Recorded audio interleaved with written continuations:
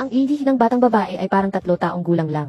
Pinagnanasaan siya ng lahat ng may kapangyarihan at binibigyan ng mga tingin ng pagkainggit. Iniingatan pala siya ng isang bilyonaryong si.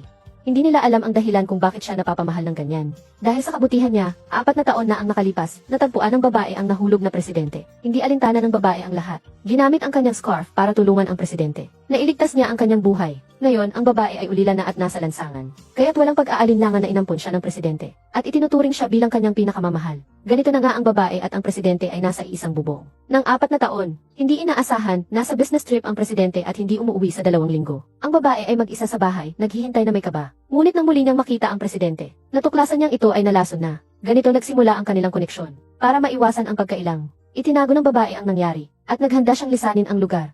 Ngunit tulad ng dati, kinabukasan ay tinanong siya ng boss kung saan nanggaling ang kiss mark sa kanyang lid. Ngunit nagsinungaling ang babae at sinabing kagat ito ng lamok. Agad na nagalit ang presidente. Sabi niyang nagsisinungaling ang babae at gusto